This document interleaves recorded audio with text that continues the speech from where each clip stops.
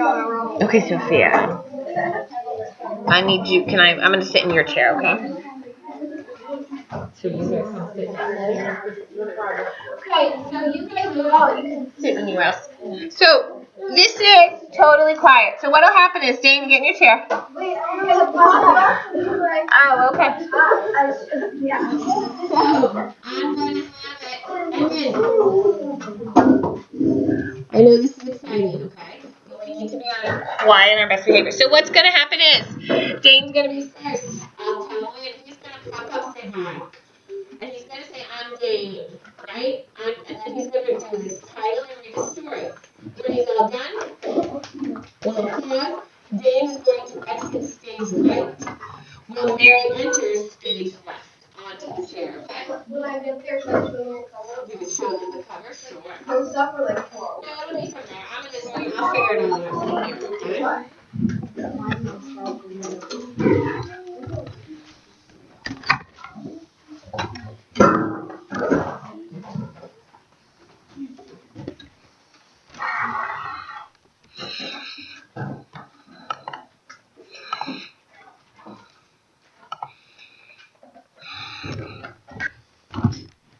Should my cover at the beginning?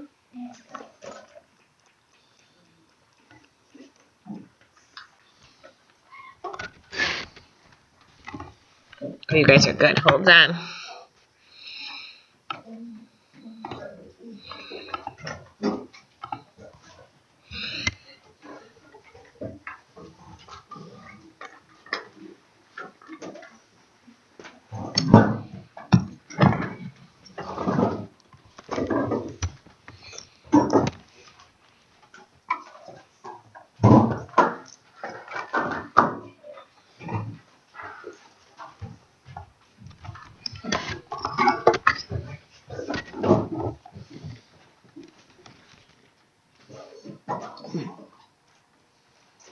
Ready?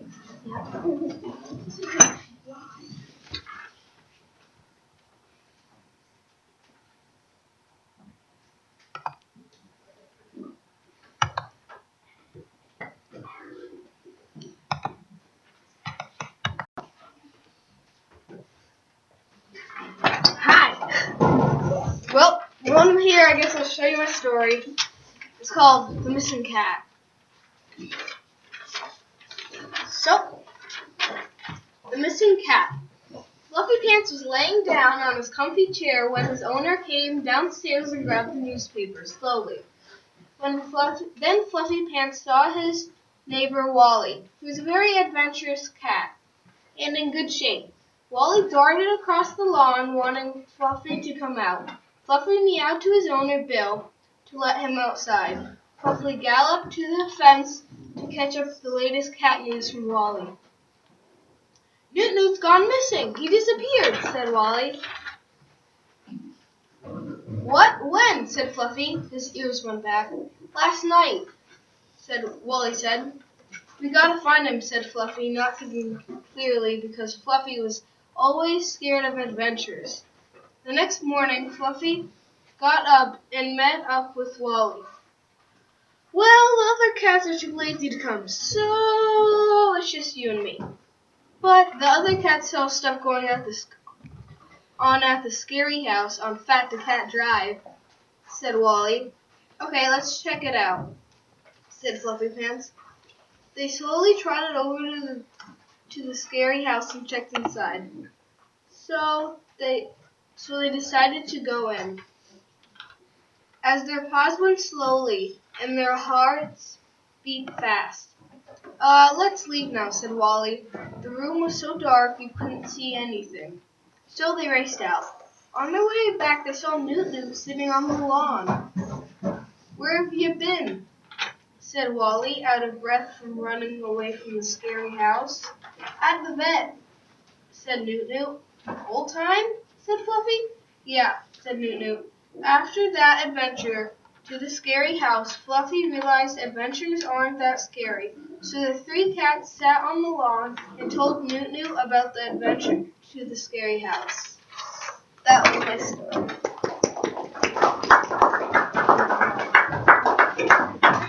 Hi. My name is Mary and I'm going to show you a story. The Tale of Two Pigs. Once upon a time there were two lands, Happy Land and the Underworld. In Happy Land everyone was always happy and cheerful. The happiest of them all was Stella Pig. Stella was always positive. On the other hand, there was the Underworld. In the Underworld all the people were mean and nasty. The people don't smile unless they are pranking or hurting other people. The worst of them all was definitely Tori Pig. Tori Pig went to Happy Land when she wasn't supposed to. She would play lots of pranks on Stella and the other angels. One day, Tori thought of a prank that was epic, so she got a dragon with fire breath and she let it into Happy Land.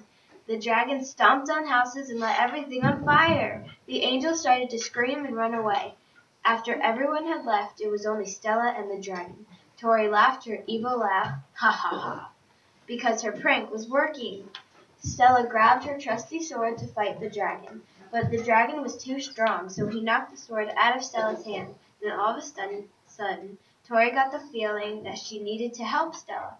Tori had never had this feeling before, and she didn't know what to do, so Tori decided to grab her axe, which seemed heavier than before.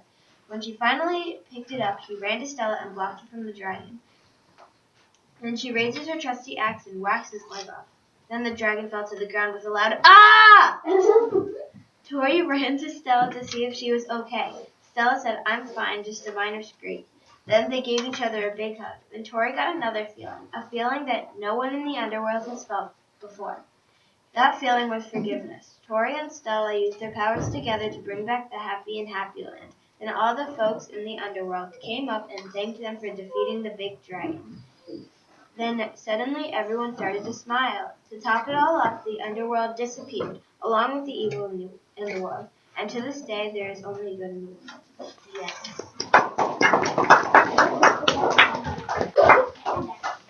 I'm Sophia, and this is Sammy, the not-so-princessy prince. One day in Zoolander, there was a girl named Sammy, who was a princess. She had loads of maids that worked for her, from cleaning her room to picking out flowers. Sammy didn't like everyone doing things for her. She wanted to wake up in the morning, open her window, and let the morning breeze flow into her room. So one day, when Sammy was supposed to be in her room practicing her violin, she decided to leave. She jumped out the window. While she was in the air, she was thinking, I can do this. I can do this. I want to be free. I'm not going to die. I'm not going to die. She didn't die, but she turned into a bird. At that moment, Sammy discovered that she could shapeshift. She flew all around the town where all of a sudden she turned back into a human. She fell from the sky and made a big thump on the ground. Now she realized that she had to get back home before she got caught. She still had to do one thing. She had to convince her mom to let her outside. In Zoolander, princesses were not allowed to leave the castle unless it was a formal occasion. So Sammy made a plan. Step 1. She had to make a list of all the beauties and wonders of outside. Step 2. Show it to her mom. Step 3. Hopefully by now her mom will let her outside. Sammy used her shapeshifting to her advantage. But first she had to learn how to use it. She thought, I can do this, I can do this, I can shapeshift. Sammy thought that if she did what she did last time, she would turn into a bird. But it didn't work. She was still human. While she was trying to shapeshift, she didn't notice, but she fought it. She kept trying. Finally, she thought of the most simple thing. She just thought about what she wanted to turn into, and it worked. She could turn into anything, even a unicorn. Now she had to make the list and show it to her mom. After she made the list, she walked up to her mom. Hey, Mom. Her mom interrupted. Call me Mother. Okay, Mom, Sammy said with a sigh. Don't you sass me, Samantha. Sammy shoved the list into her mom's face and told her to look at the list. No, not a chance. Sammy's mom thought that if none of the other princesses were allowed outside, Sammy shouldn't be allowed either. Sammy thought quick. Okay, Mom, come with me. Sammy took her mom outside. This is the beauty of outside, Mom, and I love it. And I don't care if you say no. I don't care. Sammy's mom replied, no, still no. Sammy didn't know what to do then. She had another idea. Well, Mom, I discovered something the other day. I have a power. Look. At that moment, Sammy turned into a unicorn. Her mom was very confused. Well, that didn't change my answer. Sammy didn't know what to do. Then she had the perfect answer. Mom, you know how you want me to help people? Well, with this power, I can. Sammy did end up using her power to advantage. I guess I did always want you to help people. Okay, fine. You can go outside. Look, you have to stay still. Sammy's mom finally let her go outside. From that day on, Sammy helped people and loved outside and lived happily ever after. The end.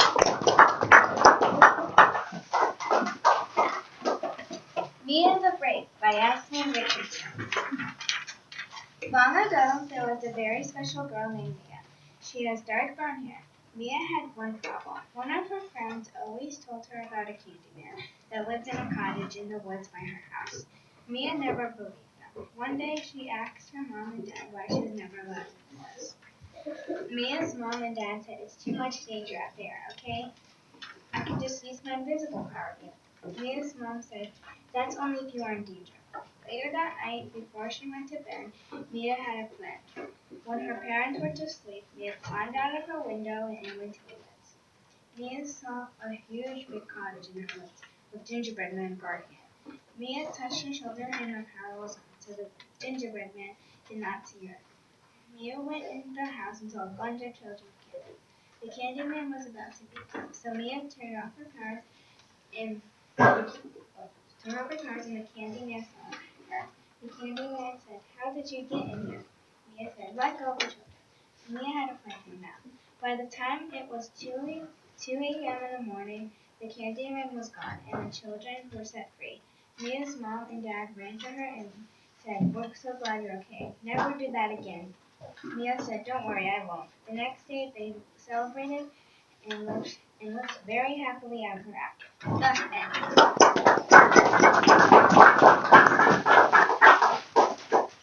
The Not So Bad Wolf by Ryan Gary. Hi, my name is Max F. Wolf. You might know me as a big bad wolf, but the people of this world got it all wrong. I'm good, very good. Alright, let's get started. A long time ago, in a land called Animalville, the animals always loved to play games. But since I didn't know how to play games, other animals never let me play with them. One day, that all changed when the 3 little pigs came to town. I went to go introduce myself, hoping to make new friends. When I got to the first pig's house, I knocked on the door, and he opened it. The first pig said, what do you want? I just told him I wanted to play with him, but he said I needed to prove it to him, so he handed me a jump rope. I didn't know what to do with it, so I just swung it around. I accidentally knocked down his house, made out of straw. The pig was so scared he ran away. Then I went to the second pig's house. Same thing happened, but the pig handed me a hula hoop to prove that I could play a game. But again, I didn't know what to do with it, so I just lassoed it like a cowboy and knocked down his house made of sticks. The pig was so scared he ran away too. Then I went to the last pig's house. He did the same thing, but he wanted me to race him around Animalville.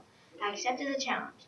The pig counted down from 3, and when he got the 1, I sprinted around Animalville so fast I couldn't stop. And to this day, I'm still running around the world looking for someone to play with. The end.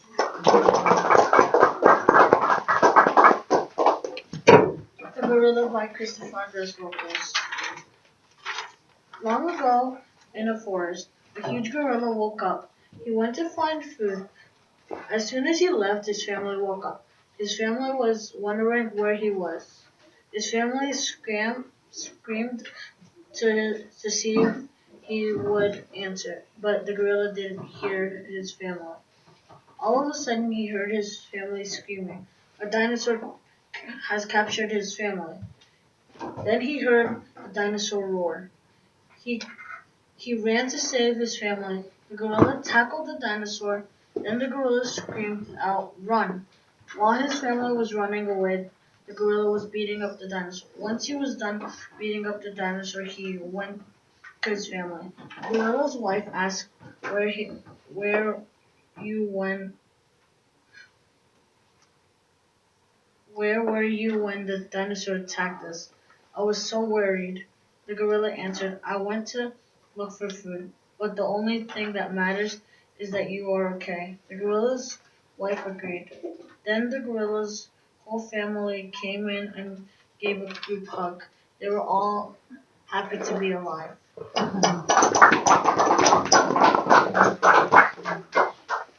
Princess of the Woods by Valerie Mejia. Long ago, in a land called Thomas Jefferson, there was a princess named Teddy. Teddy loved spending time in the woods, but since she was a princess, her mom did not like that. Melissa, her mom, wanted her to be a normal princess, but Teddy didn't want to be a normal princess. Teddy was a different princess from all of her sisters. Her sisters would spend time in the mall and do princess stuff. Her mom would ground her and spank her because Teddy didn't like doing princess stuff. Teddy liked spending a lot of time in the woods best. So one day, when Teddy was not grounded, she went back to the woods. While she was walking, she saw a big fat snake.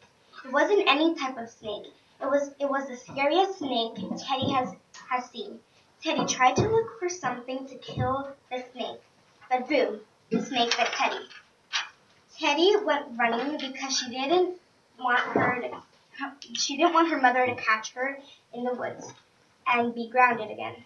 When Teddy got home, she went running for a while but was feeling funny. When Teddy woke up from her rest, she still had that funny feeling from when the snake bit her. Teddy started snapping and moving her fingers to get that funny feeling out of her. Suddenly, she was in the woods. She was freaking out. When she snapped her fingers again, she ended up back home. She knew that snapping her fingers would transport her to the woods without her mother grounding her. Teddy was happy having magical powers because she knew she would not get grounded anymore by her mother. She knew that she could do this often and was always happy. She lived happily and she always lived happily ever after. The end. Hi, I'm Gracie. Have you ever had that feeling when you feel like your cousin's better than you? Well, that's why I made this story, Beauty and the Beast. Imagine you're the cousin of Cinderella. Fantastic, right? Not for Mariah Wells. A long time ago, there lived a girl named Mariah. And Mariah was mad about the whole popularity thing and that she did not get her Prince Charming. But Mariah was happy for Cinderella and did not want to show her sadness because of that. One evening while Mariah was cooking her dinner, she got a letter that got delivered by a dove from Ella. Mariah was confused why she was getting the letter this late. She reached for it, but the slimy goop from the dove, shining in the sun from the window, was blocking the message. The spit from the dove. She read through the goop and saw it was an invite to the new blessed ball, which was at 6:00 p.m. Well, I just made pasta shapes, so maybe I could bring them to the ball, thought Mariah. She put on her purple dress and headed to the town of New Blest. When she got there, she tripped on the paddle walk. One big leap and she ended up in a starboat filled with bread. Her fall made her pasta shapes dance in the wind and bounce on the wall. Mariah was so upset. She had worked so hard on those pasta shapes. She was embarrassed because the whole entire ball saw her fall. Reporters began to report. Photographers started to click their cameras. Mariah knew that the news would spread all the way from New Blessing to Carterville, where she lived. Mariah, Ella shouted from the bridge. The reporters were shocked when they found the real princess. Mariah got up and told Ella about the accident. Ella canceled the ball, and they both headed home to shared pasta shapes together. After that, Mariah realized popularity was not her thing. She did not like the reporters reporting about her, or nor being known. Ella was meant to be in the sunlight, and Amariah was happy to accept that news.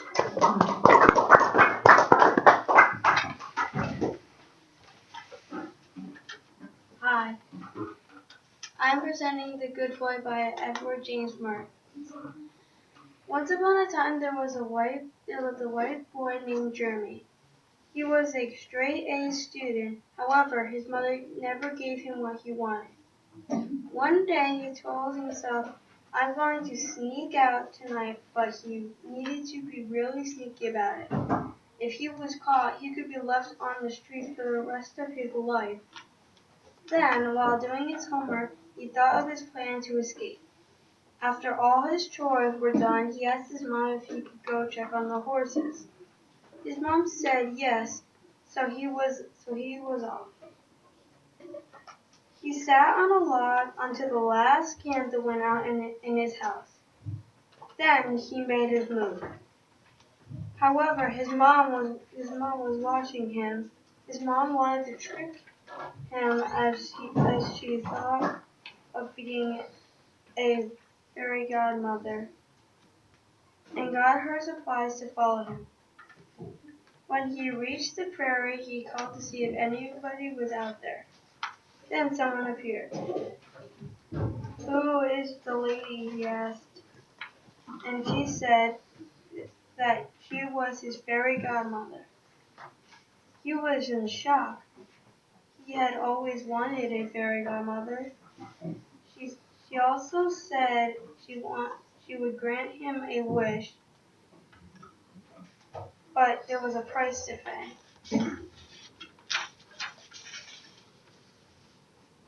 He wished for his freedom. She said that he would have to be her servant for as long as she wanted. He said, okay, as long as I get my freedom. So by the wave of her wand, they were off. When they got to her house, he thought it looked familiar. When he got inside, he thought it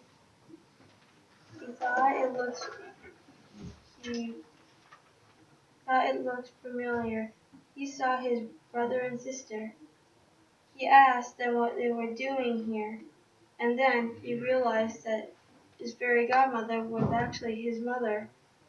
His mother locked him in his room. Luckily, he had a vent in his room, and he took a screwdriver to unscrew it. He told his family he was going to escape. The family came rushing in time to see him climb out of the vent. Then he locked them in his room with the screwdriver. The good boy escaped and started a new life, and learn never to trust a stranger, even if it is your fairy godmother/mother.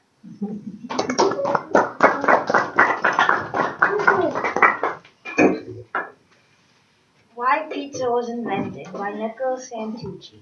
Long ago in Rome, Italy, there was a shop called Pepperoni, Marinara, Mozzarella, Zucchini Bread. The P in pepperoni, the I in marinara, the Z in mozzarella, the Z in zucchini, and the A in bread, also known as pizza. Antonio Lafaro opened up the shop right before the Roman War. The health inspector watched Antonio clean the dishes, and he passed the test. Now all random people came in to try this creation.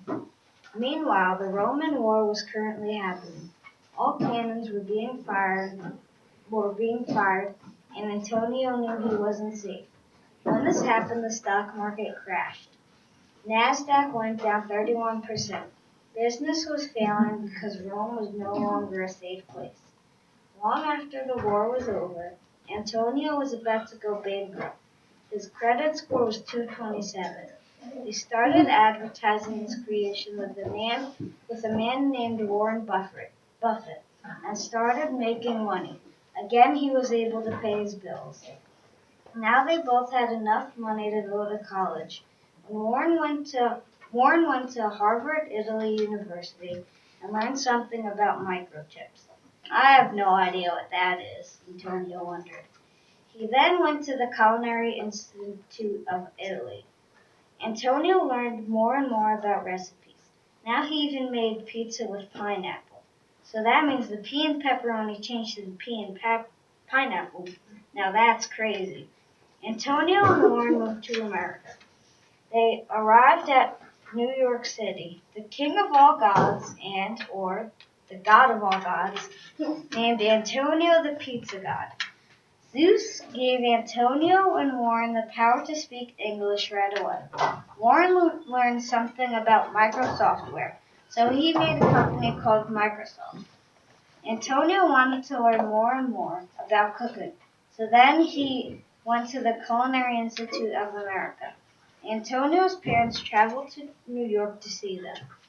They both said, "We knew you could do it." The end. Wait, they also became billionaires. The end. Wait, they also got married. The end. Wait, NASDAQ went back up, and the stock market was back to normal. Wait, the end. Wait, also their credit score was each 920. The end.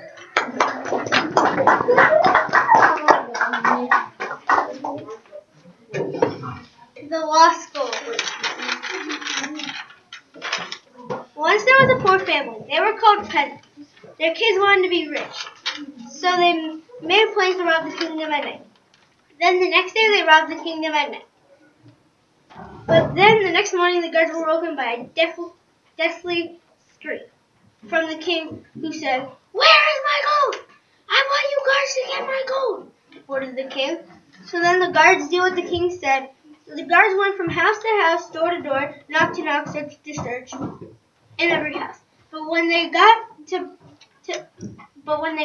the peasant's house, the kids saw, and they threw the gold into their neighbor's house.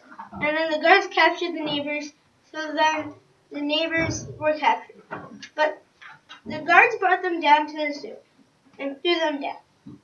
Then the guards brought the gold to the king, who was happy for the rest of his life, but was dead the next day. Done.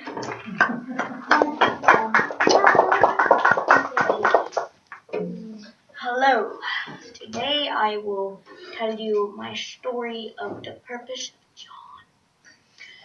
Once upon a time, long, long ago, in a clearing of a faraway land. Okay, I can't keep up with the accent. In a clearing of a magical forest, there was a man named John in his cottage. In his cottage, like I said, was John. John was a person who was unlikely to be a hero. Well, I'll tell you what happens later on. This man was scared of his own life, and he wouldn't leave the cottage because he was so strong. He had a body made of iron. Some say he's called Iron Man, but there's copyright, so unfortunately not. Anyway, John would only leave his cottage to get more food, more clothes, or just exercise. But after many, many years, 10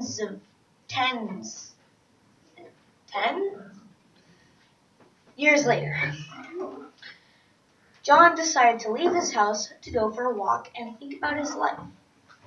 Well, he didn't really think much about it. He just decided to focus on walking, so he didn't bump into someone and accidentally murder them. Well, he kept on walking for a few hours until he decided to take a break and sit by a nearby bridge around the middle of the village. And he thought about his life, for once in his life. So, as he was thinking, he was making decisions with himself. He was having a debate with himself as well. And a few minutes later, he felt a big whoosh into his face. And he turned to the eye of the wind. Well, the eye of the wind was not the eye of a wind. It was the eye of a storm. And that storm was a tornado, followed by an actual storm. So it was a double storm, I don't know. But he didn't know what to do, even though he was the strongest person in the village. who can basically rip someone's arm off by arm wrestling. But okay. So he decided. He was deciding and deciding. He couldn't think of what to do. Tornado was coming closer to the village. An army of men were making a wall of shields, trying to protect the tornado from destroying their village, though they didn't know that shields do not hold back a giant tornado. So John decided to help instead of run. What he did was very simple. He screamed as loud as he can, and it scared the tornado away. But the storm was still following. So he had to deal with the storm as well. So what he did is he stretched himself as long as he can, and he wrapped the village with his giant arms, and just waited for the tornado or the storm to pass, which was about an hour. A little itchy. Well, after the storm passed, he was known for his actions, and he became a hero. So the man who thought he was a villain was actually not secretly, a hero. Later on, when he was 64 years old, he married a woman named Jane. And for many years, they spend their happy lives saving the village from other dangers. Nothing were more dangerous than that tornado and that storm. But finally, well, not finally, because children, and then their children told other children whose children told their children, which then they told their children who told the other children, and you get what I'm saying. And, yeah, the end.